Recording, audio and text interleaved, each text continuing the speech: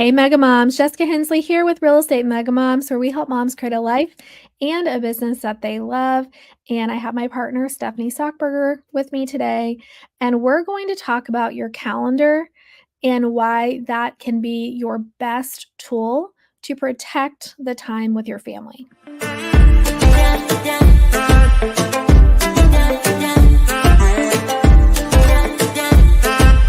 And that's why I was so attracted to you, Jess, and this group years ago.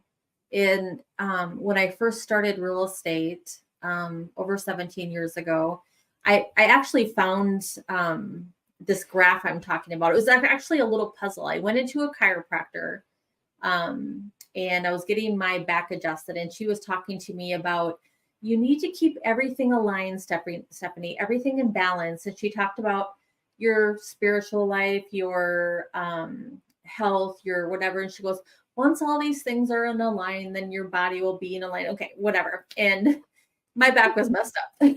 But I loved this little puzzle. It intrigued me because when I got back to the office, I was thinking, this is what I want in my business. I want to be part of someone's puzzle. I want to be part of the puzzle in someone's life where I'm helping them with this home puzzle. And I thought about, someone's life in the way of home and work and that kind of thing. And to me, it was kind of like, the Mega Moms puzzle is like a piece. And then when I saw Mega Moms, I'm like, oh, how sweet is this? The Mega Moms and the baby on the hip, and they're working, and they're just helping the mom get to, balance everything. And that fit right into this puzzle that I had been dreaming about since I got into real estate. I love And it. I love it. this is where it is. And I feel like there are a lot of driving people that this is all that they're doing, and they all want to make all the money, and maybe their puzzle is work. And then the little pebbles on the side are the little things. But I do think that, like you said, Jess, is that your real estate business maybe is a piece of the puzzle. But I think we need to remember that your family and your faith should be the center, and then your real estate business should be supporting that. That's Yeah. me. I don't know about, the moms that are watching or even you, Steph, but the reason I got into real estate, well, I shouldn't say I got my license when I was 18 before I was even married, but the reason I decided to go back into real estate after a hiatus, essentially, from the business, Henry had been born. Cody had started a trucking company, and then the rug got pulled out from under us outside of our control. That did not work out. So he had to go work, and he was working in the construction field. And then I guess he worked anyway, regardless. He took a job that he could get, but it wasn't paying enough. We felt like we needed more. I felt like I needed more. And hindsight, maybe we could have probably got by, and would have been fine. But I wanted to help. And so I decided, you know what? I think I can make it in real estate. Let me try to do this with Henry. And it worked. And it was like so awesome because I had this 2.5-year-old. He was with me all the time. We opened our brokerage, and it was Cody's idea. He wanted me to do that. So it's like with his full support. I still prioritized, I thought in my head, because we were in Dallas for 3 months that first year we opened our brokerage. And I still, was I was the top agent that year. But I was probably on the phone a lot and, every weekend. And I'm sure. So what happens is I believe as women, we're just trying to help. We're helpers, that we're designed that way. And we just want to help our husband because we see how hard they're working, trying to provide, and maybe it's just not going fast enough for us. And so we're like, okay, I can do something here. And so I guess my point in this is this is going to be something that's ongoing because it's something that I'm really working through myself of learning to trust our husbands to provide for us. And I'm obviously speaking to the married women. I know we have a lot of single mamas out there, and you have to do what you have to do. You have to be in that masculine and feminine role right now. But if you do have a spouse, it's important for us to have roles to have a happy marriage. And it's so easy when you have success in real estate to start trying to step into the role that God gave your husband, that or, depending on your belief system, even just nature shows that the husband or the man in the family, their role. And so the roles become so blurred, and it becomes hard. It becomes hard. You have fights, you have dissatisfaction, and so I see it time and time again where a wife, their business explodes and then they get a divorce, or their husband just seems so beat down and emasculated, it's really sad to see. And so I guess that's a caution. I don't want the mom that's listening um to allow the success of this business to rob her of what's most important, and that is your relationship with the one you love and your children. That is what's more important. Definitely. And I think that the thing is that there is a way to be incredibly successful in this business in a very organized and systematic way. And the way that Jessica has it modeled out in her micro team is it's bananas. Like it just blows my mind. Like looking back to the years that I was talking about, that I said that I think I was married to the business. I didn't even know any better. Like I literally I was not taught. I didn't have time to even be taught, to be honest with you. I just went into it, and because I love people and people loved me back, I became, good. I just sold houses. And then I built a team because the team needed to be built because I needed help.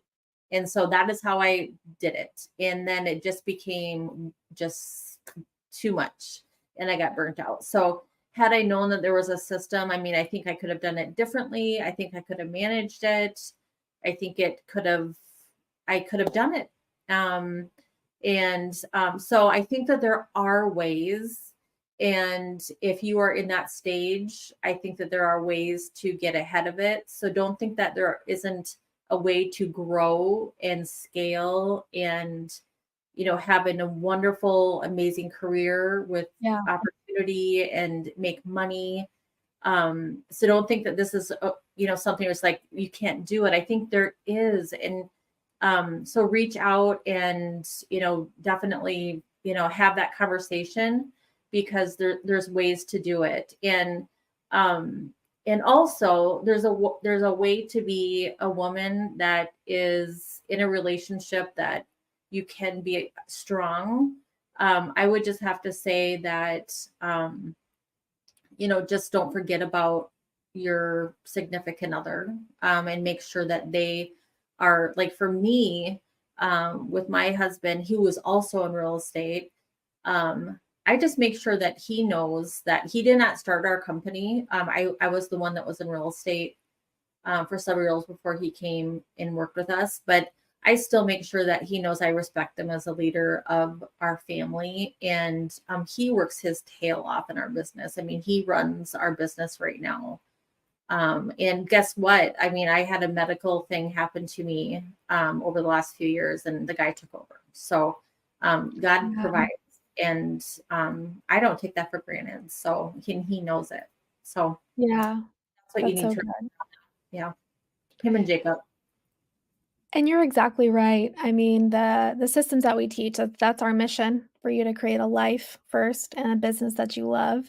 And so they can coexist. My warning here is not that you can't have success. That's definitely not it, but not to let the success consume you, go to your head, or again rob you of that relationship because it can. And The enemy is sneaky, and that's what he wants to do. He wants to destroy our marriages and our families.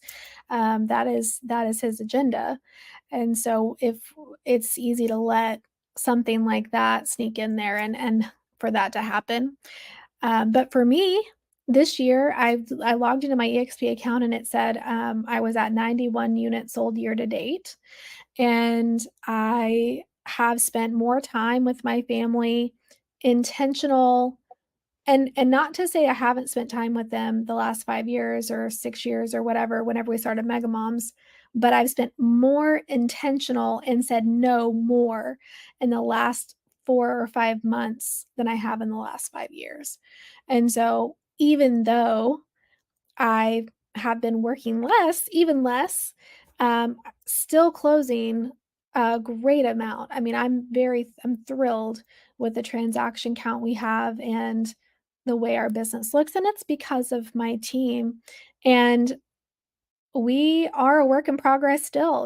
We have the systems in place, we have the roles, but there's still turnover. I had 2 team members have babies this year, and they were out on maternity leave, and we had to replace a few people because of those things too, and just, life. It's life. There's always something.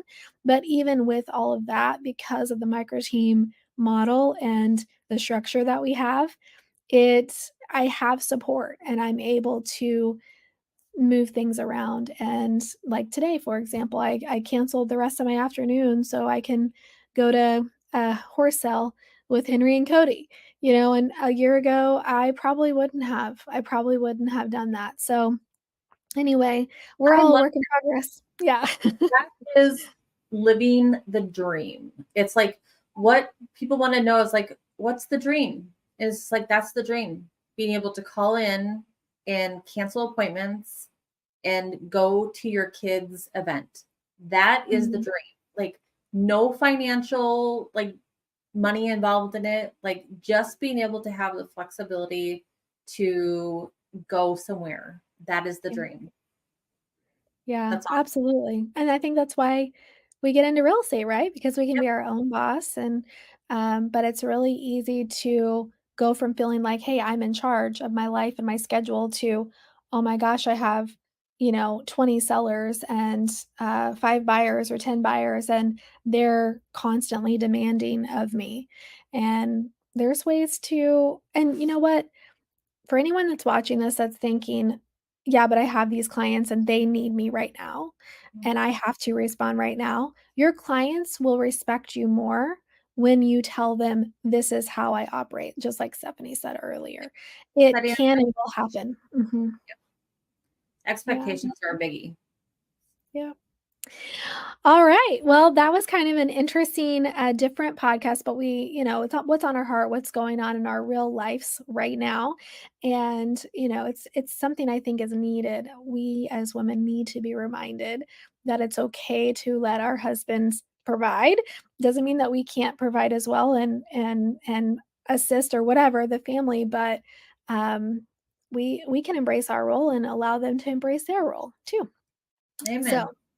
All right, moms, we'll see you in the next episode. Bye.